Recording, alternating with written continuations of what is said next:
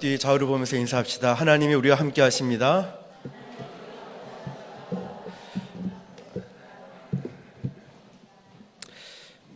오늘 저는 세계 비전을 품는 교회, 세계 비전을 품는 교회라는 제목으로 하나님 말씀을 증거하겠습니다. 설교 말씀을 준비하면서 여러 가지 자료를 찾다 보니까 이런 유머가 있어서 함께 들어보도록 하겠습니다. 남자가 살다가 너무 힘들 때 지갑에 있는 마누라 사진을 꺼내 본다고 합니다. 그러면서 이렇게 얘기합니다. 내가 이 여자하고도 사는데 세상에 못할 일이 무엇이 있을까? 여자도 살다가 힘이 들 때 지갑에 있는 남편 사진을 꺼내서 본다고 합니다. 그러면서 내가 이것도 사람 만들었는데 세상에 못할 게 무엇이 있을까? 부부는 주여 그렇게 힘이 되어주죠. 그러나 우리의 진정한 힘은 예수님밖에 없는 줄 믿습니다. 그 주님이 오늘도 우리와 함께 하시고 큰 은혜 부어주심을 믿으시길 바랍니다. 세계의 비전을 품는 교회, 이전에 나누었던 말씀들 기억하실 겁니다. 누구도 대신할 수 없는 특권, 그것이 바로 전도였고, 우리가 할 일, 그것이 무엇이냐면 내 집을 강건하게 채우라는, 바로 이 성전을 강건하게 채우라는 하나님의 뜻이 있었고, 그 다음에 우리가 나누었던 것은 소문난 교회였습니다. 건물이 소문나는 것이 아니라, 어떤 특정한 인물이 소문이 나는 것이 아니라, 바로 저와 여러분들이 하나님을 향한 이 믿음이 온 지역에 소문이 나는 것입니다. 이 말씀처럼 저와 여러분들이 하나님을 향한 뜨거운 사랑과 믿음이 온 지역 열방에 소문나는 우리 교회가 될 수 있길 축복합니다. 자, 그렇다면 이제 우리 지역과 우리 민족을 떠나서 이제 나아가서는 세계의 민족, 세계의 비전을 품는 교회, 과연 어떤 교회일까? 그렇다면 왜 우리가 세계 비전을 품어야 할까요? 그것은 우리 예수님이 세계를 향한 이 비전을 가지셨기 때문입니다. 2000년 전에 오신 예수님은 팔레스타인이라는 조그만 땅을 벗어나서 여행해 보신 적이 없으셨지만, 그럼에도 불구하고 우리 예수님은 세계를 가슴에 품고 33년이라는 짧은 생애를 사셨지만, 예수님은 이 세계에 하나님 나라가 임하는 것을 기대하고 계셨습니다. 예수님은 유대인이셨습니다. 그럼에도 불구하고 예수님은 세계를 향한 이 비전을 품고 있었습니다. 참으로 놀라운 일이죠. 왜냐하면 이 당시 세계의 모든 민족들 중에서 유대인들만큼 철저한 민족주의자들은 없었습니다. 그들은 자기 민족이 아닌 다른 민족들을 이방인이라고 불렀고, 아주 멸시하고 그리고 외면하는 자기 민족에 대한 전통이 아주 강했던 민족입니다. 심지어는 유대 민족을 제외한 다른 민족을 향해서 개라고 부를 만큼, 그만큼 유대 민족에 대한 자기들과 이 구분이 철저하게 있었습니다. 그들 중에 한 사람이 바로 예수님이셨다는 거죠. 그런데 우리 예수님은 유대 민족이라는 이 민족의 한계를 넘어서서 바로 세계를 바라보는 안목을 갖고 계셨다는 것이죠. 자, 그럼에도 불구하고 우리 주님은 그 세계를 바라보는 이 비전, 세계를 향한 비전을 품고 계셨다는 것만 보더라도 우리 주님은 보통 분이 아니시다라는 것을 우리는 알 수 있습니다. 복음서를 통해서 주님의 지상 명령을 보면 마태복음 28장 19절에 그러므로 너희는 가서 모든 민족으로 제자를 삼아. 예수님은 조그마한 이스라엘 땅을 벗어나 본 적이 없으셨음에도 불구하고 예수님이 이 세상을 떠나가실 때 마지막 부탁이 바로 이 말씀이었다는 거죠. 너희는 가서 모든 민족으로 제자를 삼아라. 그리고 마가복음 16장 15절에도 또 이르시되 너희는 온 천하에 다니며 만민에게 복음을 전파하라. 주님의 이 비전을 한번 보십시오. 주님은 팔레스타인, 이 아주 작은 땅에 사셨음에도 불구하고 주님은 세계를 가슴에 품고 사신 분입니다. 그래서 유언과 같은 최후의 부탁을 하실 때에도 너희는 온 천하에 다니며 만민에게 복음을 전파하라 말씀하셨습니다.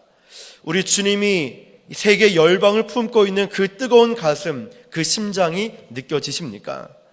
누가복음 24장 47절에도 또 그의 이름으로 죄 사함을 받게 하는 회개가 예루살렘으로부터 시작하여 모든 족속에게 전파될 것이 기록되었으니. 여러분, 앞서 말씀드렸듯이 우리 주님의 사역은 예루살렘, 그리고 예루살렘 주변에 있는 갈릴리 지역의 몇몇 지역에 국한되어 있었습니다. 그러나 예수님은 죄 사함을 받는 이 구원의 복음이 예루살렘과 팔레스타인 지경 이 밖으로 벗어날 것을 믿고 계셨고, 그리고 제자들에게 부탁하고 계셨다는 거죠. 예를 들면 우리도 강서구의 대저동이라는 이곳에 살고 있고 외국으로 나가보지는 않았지만 기도할 때마다 우리는 이 지역 복음화를 위해서 기도하고 세계 열방을 향해서 기도하고 있다는 것입니다.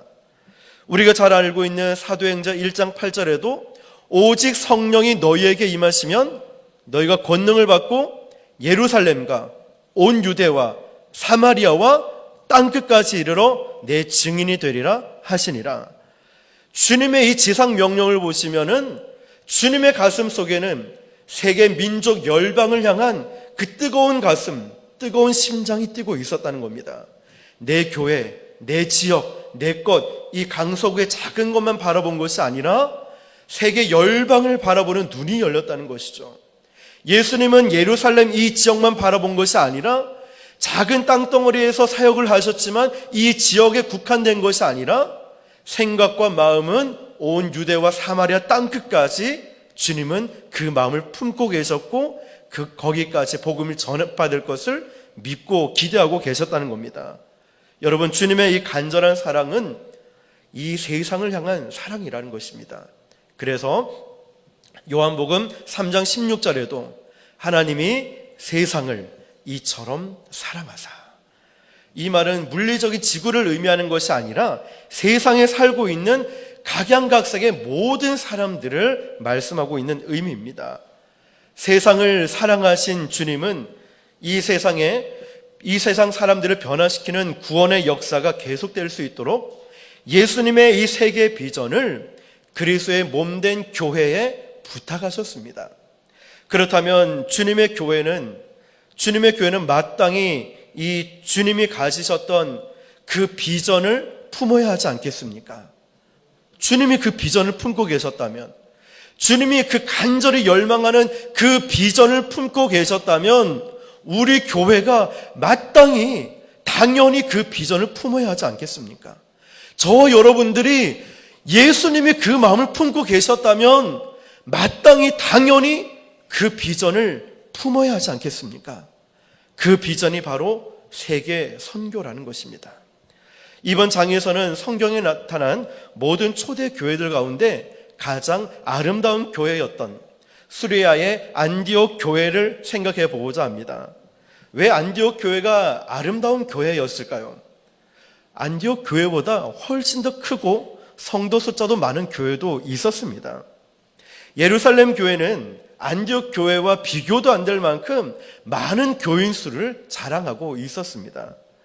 그런데 여러분, 놀라운 사실은 그렇게 큰 교회가 있고 많은 성도가 있는 교회 있음에도 불구하고 세계 선교의 이 충격은 예루살렘 그 교회를 통해서 일어나지 않았다는 사실입니다.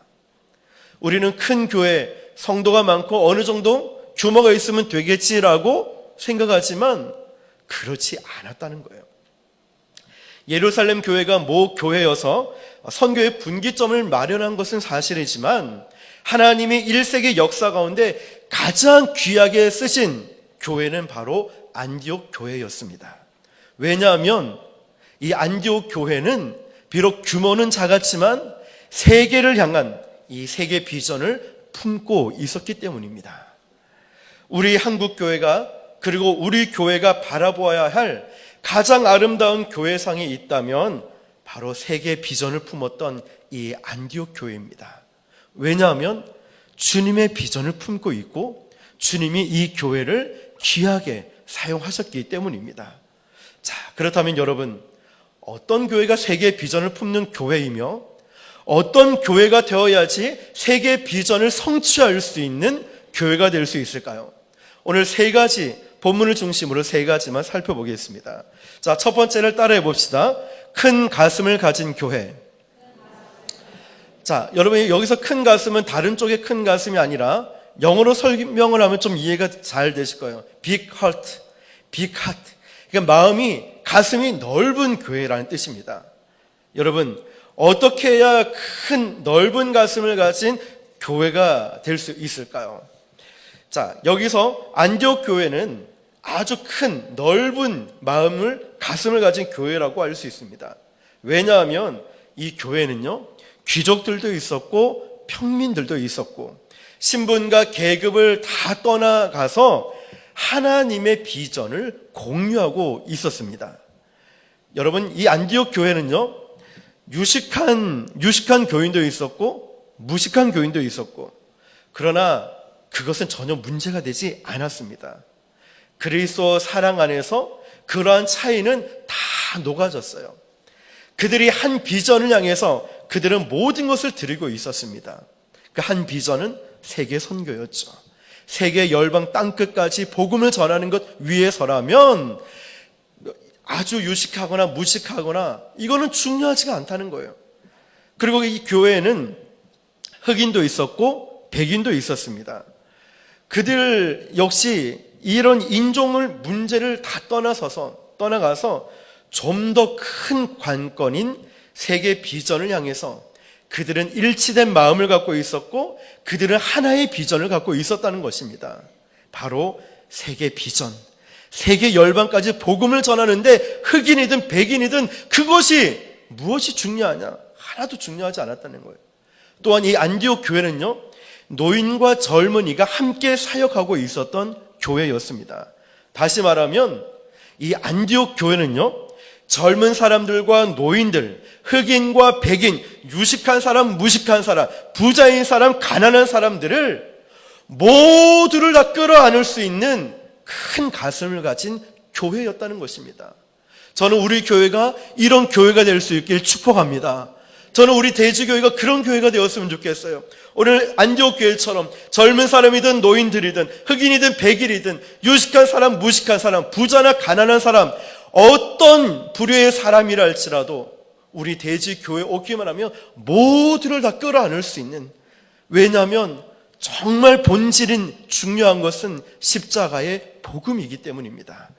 여러분, 안디옥 교회는 모두를 끌어안을 수 있는 큰 가슴을 가진 교회였습니다. 그러면 안디옥 교회 구성원은 어떤 사람인지 한번 구체적으로 한번 살펴보겠습니다.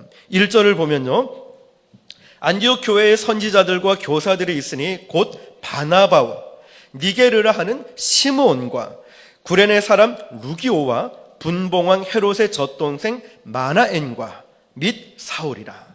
자, 먼저 누가 등장합니까? 그렇죠, 바나바가 나오죠.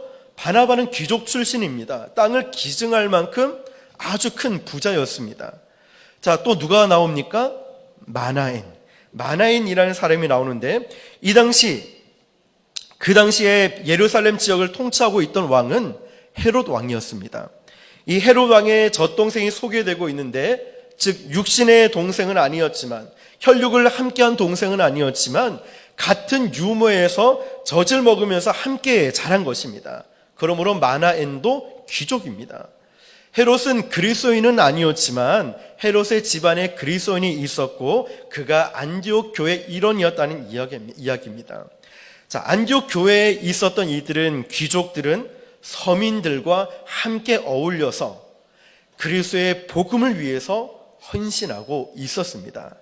자, 그 다음에 이 교회는 또 어떤 사람이 있냐면 니게르라고 부르는 시몬이라는 사람이 나옵니다. 니게르라는 뜻은 흑인입니다. 흑인.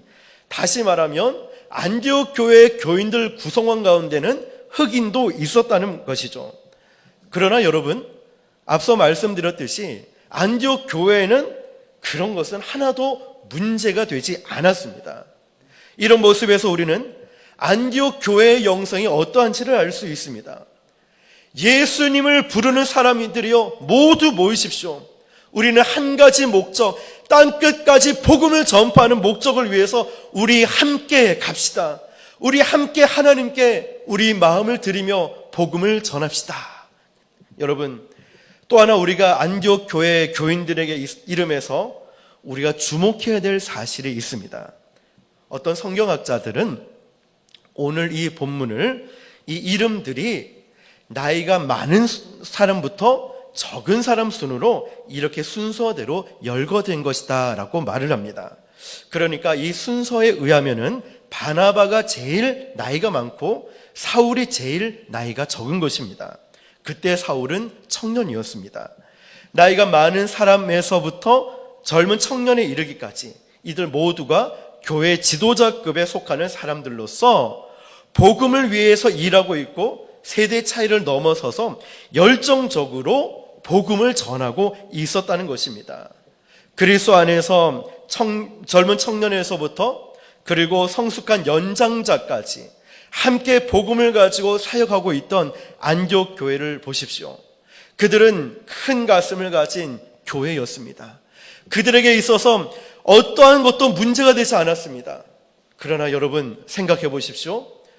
우리가 외적인 것이 중요하고 사람들 앞에 내서는 것이 중요하고 건물이 중요하고 봉사가 중요하고 사람들 앞에 인정받는 것이 마치 전부인 양 그것이 너무 좋게 여겨질 때 있습니다. 그러나 여러분 하나님의 은혜를 받으면 그런 것은 하나도 중요하지가 않습니다. 하나님의 은혜를 받으면 하나님이 함께 하심을 내가 체험하게 되면은 외적인 그런 것은 온데간도 없고 구속한 주만 보이게 되는 것입니다. 주님이 나와 함께 하시면 만족합니다. 주님이 나와 함께 하시면 그것으로 족합니다. 이 고백을 할 수밖에 없다는 것입니다.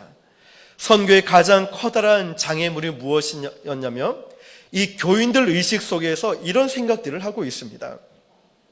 아니 우리 민족도 다 전도하지 못했는데 왜 다른 민족까지 가서 전도해야 되느냐? 우리 주변에도 전도할 사람들이 수두룩한데 그들에게도 전도하지 못하면서 무슨 세계 선교까지 해야 되는가? 여러분 한번 잘 생각해 보십시오. 만약에 1세기 그리스도인들이 그런 사고방식을 가졌더라면 이 복음을 가지고 그 당시 조선 땅에 아무도 문화도 대화도 통하지 않는 이 조선 땅에 와서 복음을 전했겠습니까? 미국이나 영국이나 다 복음화되지 못했는데 한국까지 가서 전도할 필요가 있습니까?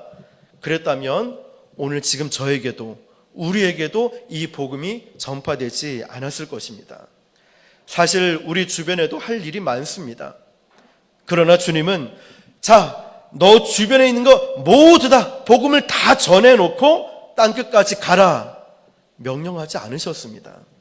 여기서도 복음을 전하고 동시에 필요한 땅끝까지 가서도 복음을 전해라. 여기서도 전하고 저기서도 전하고 그렇게 복음을 전하라고 명하셨습니다.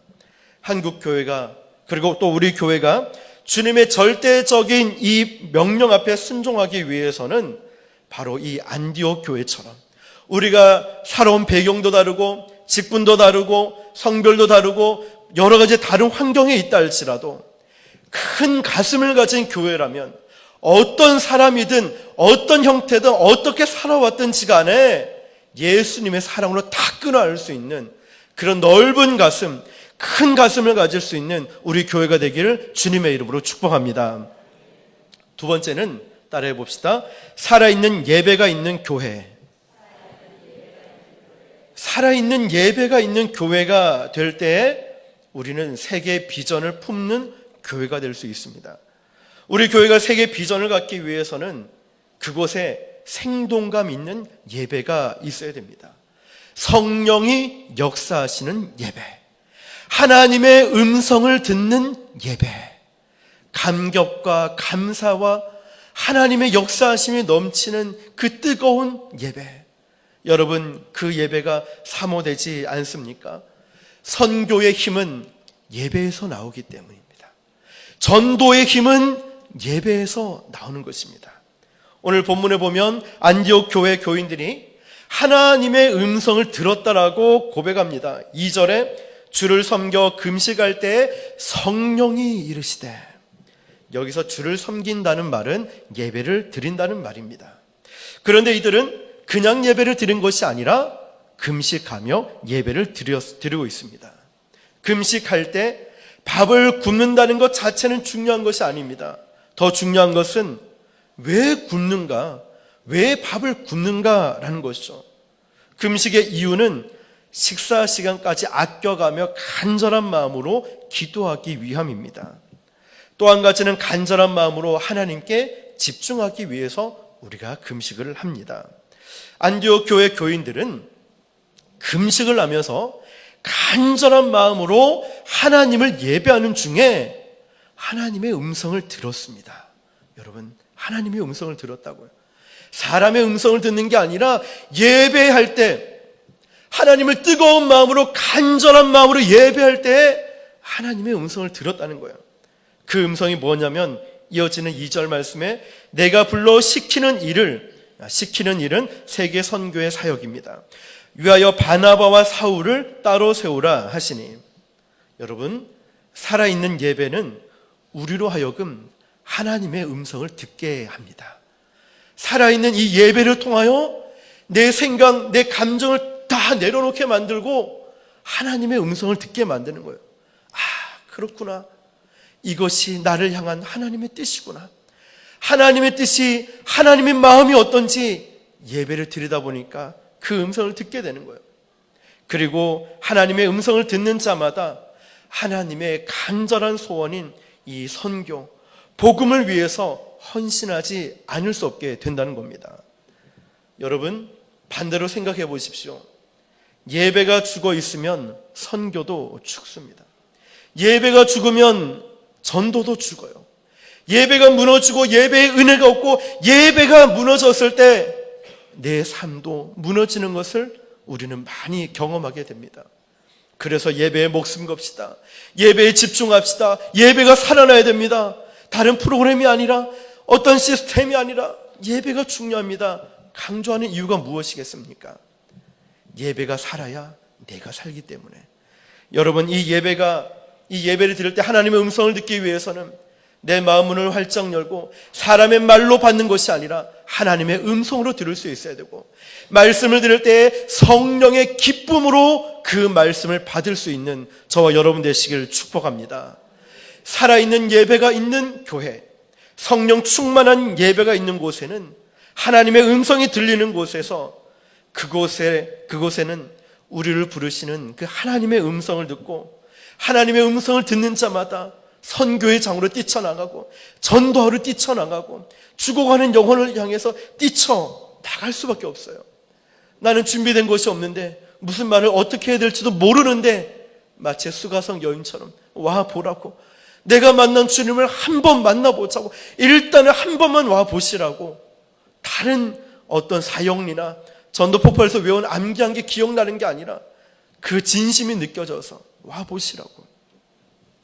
예배를 통하여서 하나님을 만난 사람, 음성을 듣는 사람은 한 영혼을 향한 그 뜨거운 사랑이 느껴지니까 뛰쳐 선교의 자리, 전도의 자리로 갈 수밖에 없다는 겁니다. 예배는 영어로 서비스라고 합니다. 서비스라는 단어는 섬김이라는 말로도 번역이 됩니다. 다시 말하면 예배를 잘 들어야 하나님을 섬길 수가 있다는 뜻입니다. 선교를 한다는 것, 복음을 전한다는 것은요, 주님을 잘 섬기는 것입니다. 그러나 이 섬김은 바로 영감 있는, 기름 부으심이 있는 하나님의 역사하시는 이 예배로부터 시작된다는 것입니다.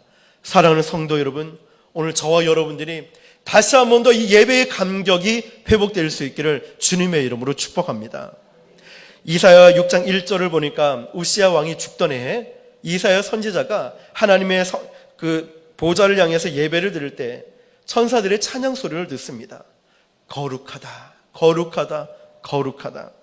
천사 성가대의 찬양 소리를 들으면서 이사야는 보좌에 앉으신 주님을 바라봅니다. 거룩하신 주님을 바라보는 그 순간에 이사야는 상대적으로 거룩하지 못한 자기 자신을 바라보면서 애통하는 회개를 쏟아붓습니다. 이사야 6장 5절에 화로다, 나여 망하게 되었도다. 나는 입술이 부정한 사람이요, 나는 입술이 부정한 백성 중에 거주하면서 만군의 여호와 왕을 배웠음이로다. 회개하는 거예요. 주님을 만나니까 그저 그 회개가 나오는 거예요. 자기의 가슴을 정결하게 되니까 하나님의 음성이 들리는 겁니다. 누가 우리를 위하여 갈고, 이 악한 세대를 위해서 복음을 전하러 누가 갈고. 이사야 선지자가 벌떡 일어나면서 하나님 앞에 응답합니다. 뭐라고 얘기합니까? 주여, 내가 여기 있사오니 나를 보내소서. 주님을 만나지 않았을 땐, 하나님의 음성을 듣지 않았을 땐 내가 어떻게 해? 다른 사람이 가야지. 그런데 여러분, 하나님을 만나게 되니까요, 내 환경은 중요하지가 않아요. 내 없는 것, 연약한 거는 하나도 보이지 않아요. 그저 주님이 나와 함께하고 계시고 나를 쓰시겠구나, 이 확신 가운데 주님, 다른 건 모르겠지만 제가 여기 있습니다. 저를 보내주십시오. 저를 사용하여 주십시오. 믿음으로 고백하게 된다는 겁니다. 그래서 예배 드리다가 선교하러 가는 거고요, 예배 드리다가 전도하러 나가게 되는 겁니다. 예배가 뜨거워지고 예배가 정말 하나님의 임재하신 가운데 들어갈 때, 우리는 그 주님의 음성을 듣게 될 때 바로 복음을 전하는 이 삶의 현장에서 담대하게 전할 수 있게 되는 것입니다. 사랑하는 성도 여러분, 오늘 저와 여러분들이 이런 예배자, 예배를 통하여, 살아있는 예배를 통하여 주님의 음성을 들을 수 있기를 예수님의 이름으로 축복합니다. 마지막 세 번째로 따라해 봅시다. 희생할 줄 아는 교회. 네, 희생할 줄 아는 교회. 우리가 선교를 한다고 외치고 그 선교, 이 전도에 대해서 헌신을 권유할 때 어떤 사람들은 이런 얘기를 합니다. 그렇게 전도해서, 그렇게 선교한다고 교회에 무슨 유익이 있을까? 요즘은 그런 식으로 전도하면 안 됩니다. 아니, 그렇게 전도하고 선교한다고 나에게 유익되는 게 있습니까? 고생만 하는 거 아니에요? 이런 얘기 참 많이 듣습니다. 전도를 하다 보면 믿는 사람들 통해서 힘든 일들이 더 많이 일어나게 되죠. 자, 그러면 한번 생각해 봅시다. 우리가 전도하고 선교하는 게 정말 유익이 없을까요? 그렇지가 않습니다. 놀라운 축복이 있습니다. 정말 아낌없이 열심히 복음을 전하는 저와 여러분들, 때와 장소를 가리지 않고 어떻게든 한 영혼이라도 주님께 인도하기 위해서 기도하고 애를 쓰고 있는 그 여러분들의 희생과 헌신, 전도를 어떻게 할지 모르겠지만, 삐쭈삐쭈 잘 못하지만 교회 한번 와봐, 부끄럽게 전하는 이 모습이라 할지라도 하나님은 우리의 중심을 보시고 동기를 보시면서 잘했다. 복음을 전하는 내 자신에게도, 내 생명, 내 삶까지도 전부 다 바치기로 작정한 이 사람들, 하나님이 기뻐하시지 않을까요? 인간인 저도, 목사인 저도 우리 전도하시는 분들 보면 너무너무 귀하고 너무너무 참 자랑스럽고 너무너무 기쁜데, 하물며 하나님이 기뻐하시지 않을까요? 이런 사람들은 축복을 받아야 할 이유가 있는 사람이에요. 저는 이 문장이 참 좋아요. 축복을 받을 만한 이유가 있는 사람이다.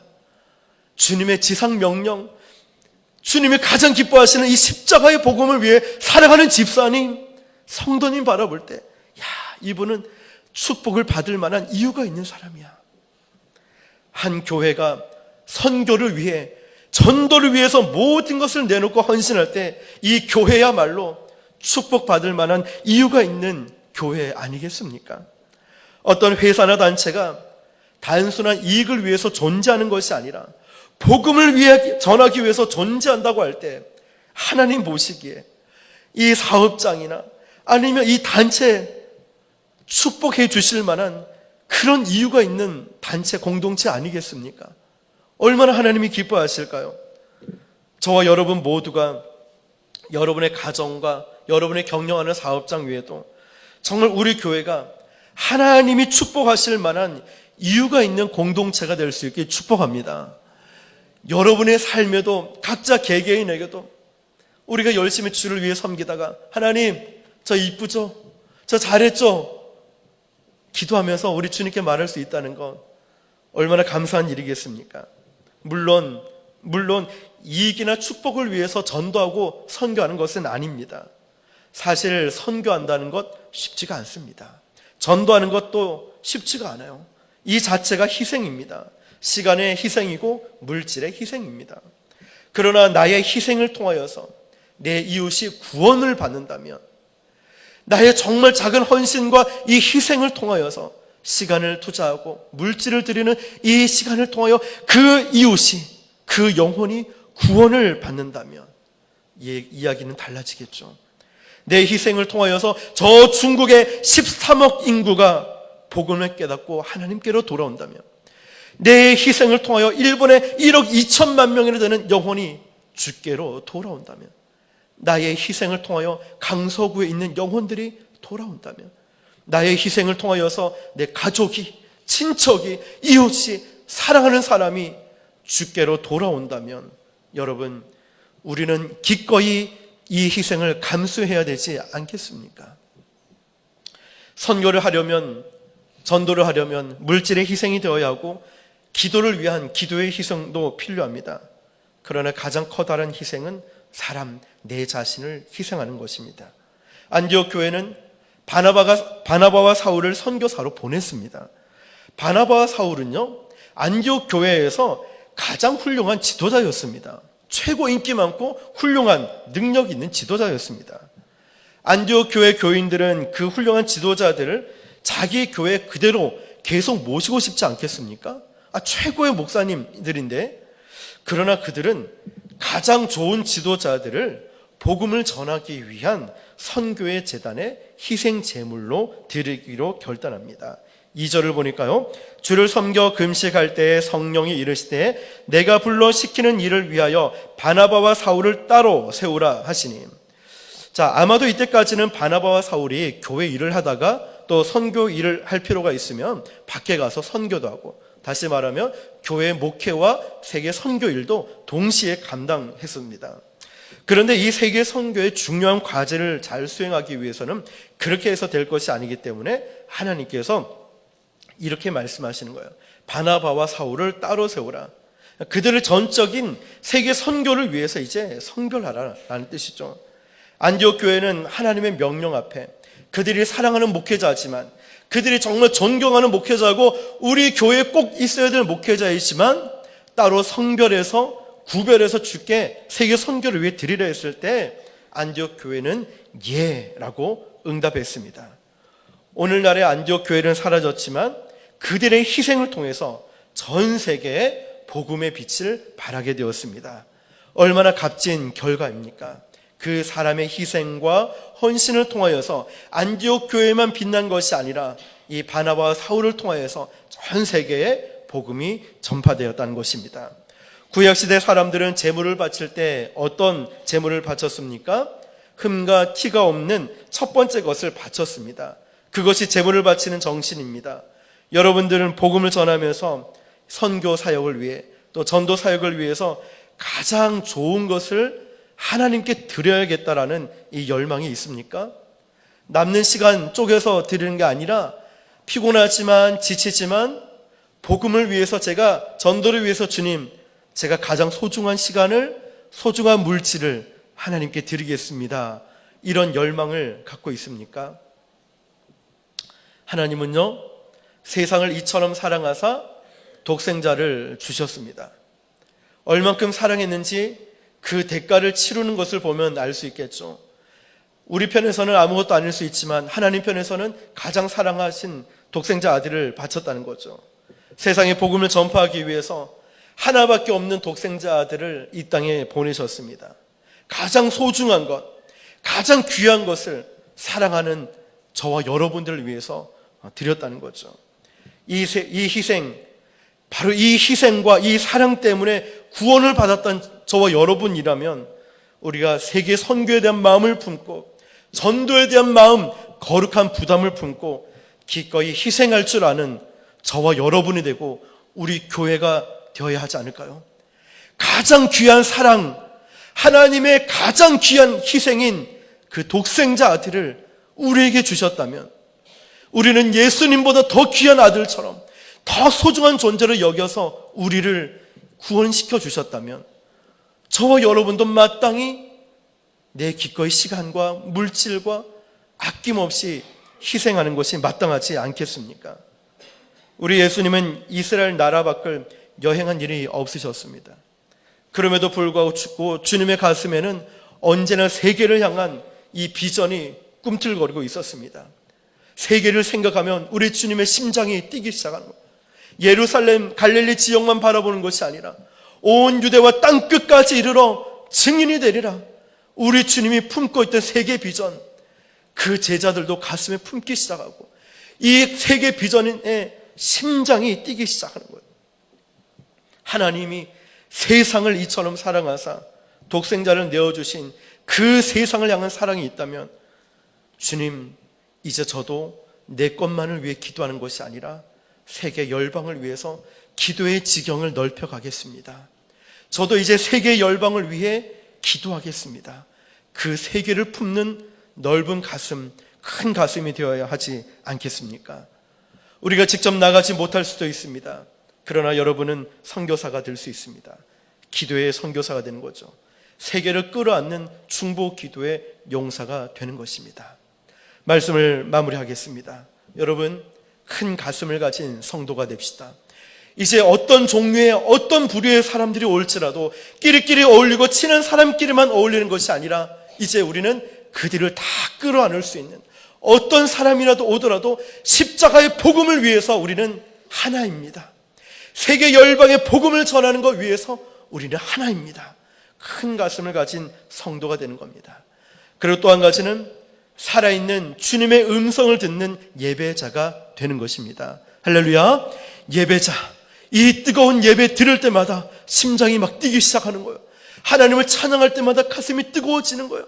말씀을 들을 때마다 하나님이 나에게 주시는 말씀이구나, 내가 정신 차리지 못하니까 나에게 이런 말씀을 주시는구나, 이 말씀을 듣고 마음이 찔려서 막 깨지기 시작하는 거예요. 낮아지기 시작. 비로소 그때 주님의 음성이 들리는 거예요. 그렇구나, 내가 헛된 것을 쫓아 살아왔구나, 아무것도 아닌, 본질도 아닌 쓸데없는 일에 내 에너지를 낭비했구나. 이제는 십자가의 복음을 위해 일을 해도 복음을 위해, 공부를 해도 복음을 위해, 내가 살아도 주를 위해, 이것이 가장 행복한 일이구나. 은혜 받으면, 하나님의 음성을 들으면 무엇이 본질인지, 무엇이 중요한지 명확하게 보입니다. 여러분, 주님의 음성을 듣는 예배자가 되시길 축복합니다. 그리고 마지막 세 번째였던 복음을 위해서라면 기꺼이 물질도 시간도 아낌없이 드릴 수 있는 헌신자가 되길 축복합니다.